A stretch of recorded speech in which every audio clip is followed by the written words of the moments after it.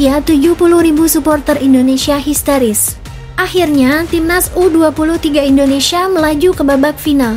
Setelah mengalahkan Thailand pada babak semifinal Piala AFF U23 2025, skuad Garuda Muda menang lewat drama adu penalti di Stadion Utama Gelora Bung Karno, Jakarta, pada Jumat, 25 Juli 2025 dengan skor 7-6.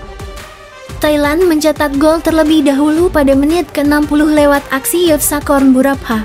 Keunggulan Thailand ini sempat membuat 280 juta fans Indonesia was-was. Pasalnya asuhan Gerald Vandenburg takut tidak bisa mencetak gol penyeimbang. Namun Indonesia bisa menyamakan kedudukan lewat sunduran Jens Rayvan pada menit ke-84.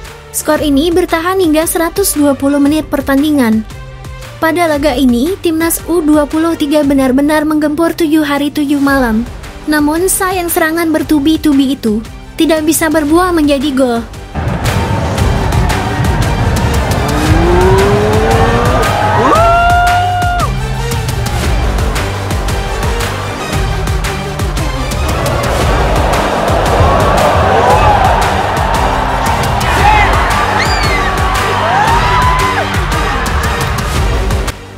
Pada pertambahan waktu ekstra juga, pasukan Garuda Muda tidak berhenti menyerang bertubi-tubi. Dari menit awal tambahan waktu ekstra hingga peluit berakhir, penyerang Garuda tidak mampu mencetak gol. Bahkan Jens Rayvan sampai terpincang-pincang karena pergantian pemain sudah habis. Namun Jens Rayvan terus mencoba bertahan dan bertahan hingga perpanjangan waktu selesai.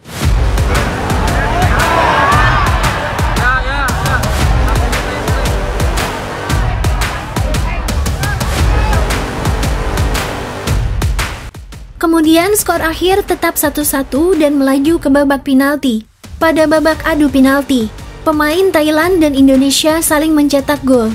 Pendukung Indonesia yang berada di tribun pun harap-harap cemas. Hingga akhirnya pemain Thailand gagal mencetak gol, dan kiper Indonesia berhasil menepis tendangan tersebut. Ribuan supporter Indonesia pun langsung histeris tak terbendung. Hingga akhirnya penendang penalti terakhir dari kubu Indonesia berhasil mencetak gol kemenangan.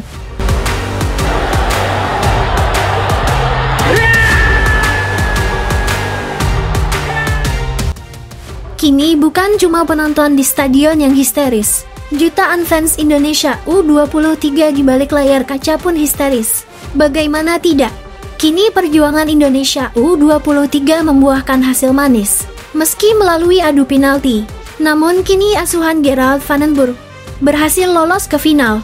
Indonesia pun akan menghadapi Vietnam yang mengalahkan Filipina 2-0 di babak final.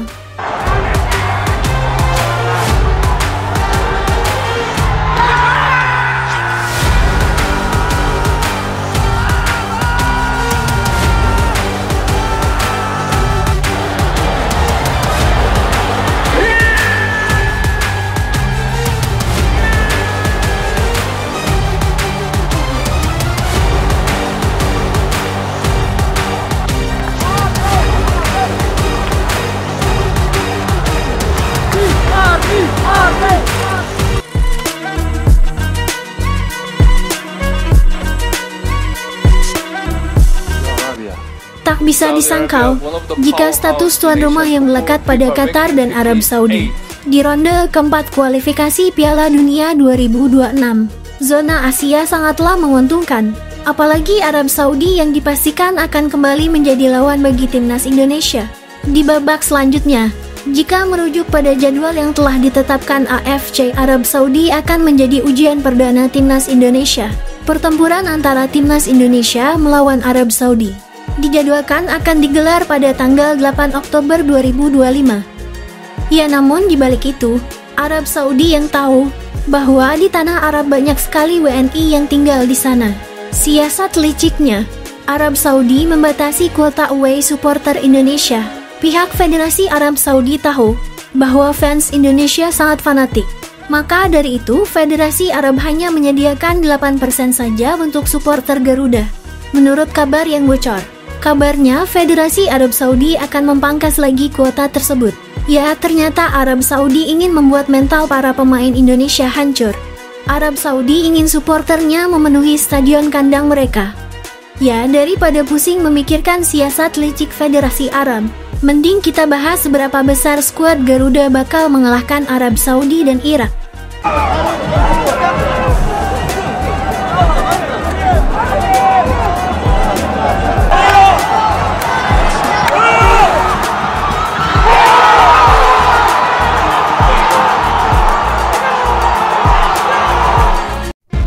Ya, drawing kualifikasi Piala Dunia telah digelar.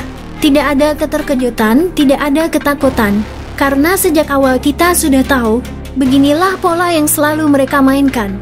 Sejauh apapun Garuda mudah terbang, kita tetap ditempatkan sebagai kuda hitam.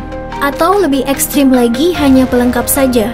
Kini dua raksasa Asia, timnas Irak dan Arab Saudi berdiri di hadapan kita. Dua tembok kokoh yang sengaja dipasang untuk menguji nyali dan tekad timnas Indonesia. Tetapi tenang, kita tak bicara omong kosong, tak muluk-muluk. Satu kemenangan besar dan satu hasil imbang yang berkelas rasanya sudah cukup untuk menancapkan merah putih di panggung dunia. Inilah saatnya Garuda melebarkan sayap, menerobos langit Asia, dan terbang menuju Piala Dunia 2026.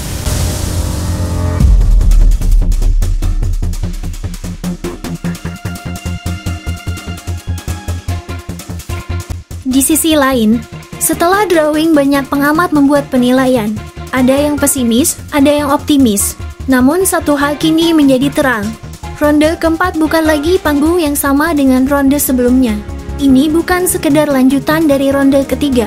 Ini adalah pertarungan yang levelnya naik berkali lipat.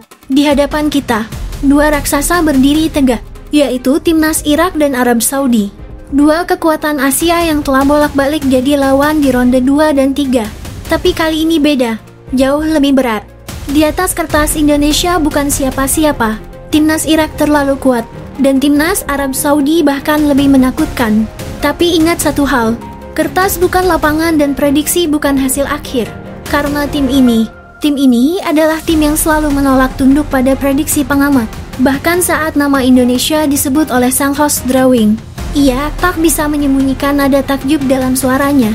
Ia berkata dengan lantang, pasalnya Indonesia adalah satu-satunya tim yang tersisa dari ronde pertama hingga mencapai titik ini. Memang menjadi sebuah kontroversi besar. Bagaimana mungkin kualifikasi sepenting ini, yang menentukan siapa yang melaju ke panggung tertinggi dunia sepak bola, justru tak dilaksanakan di tempat yang netral. Arab Saudi bukan hanya dijadikan tuan rumah, tetapi juga ditetapkan sebagai unggulan pertama. Di bawahnya, ada timnas Irak menepati posisi unggulan kedua, hanya karena mereka punya catatan kemenangan lebih banyak atas Indonesia di masa lalu. Dan Indonesia, negeri gila bola ini, negeri dengan stadion yang selalu penuh, bahkan untuk laga uji coba, negeri yang para supporternya mencintai sepak bola melebihi logika dan waktu. Dengan semua itu, kita justru ditempatkan sebagai unggulan ketiga, karena Indonesia selalu dikekang dalam bayang-bayang sejarah dan peringkat FIFA yang memang tak bisa kita banggakan.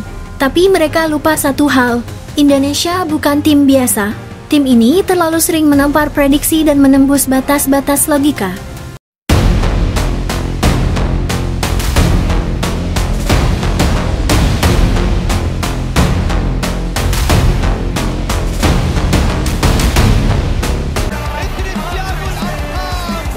Messi, aparece Messi, gol, gol.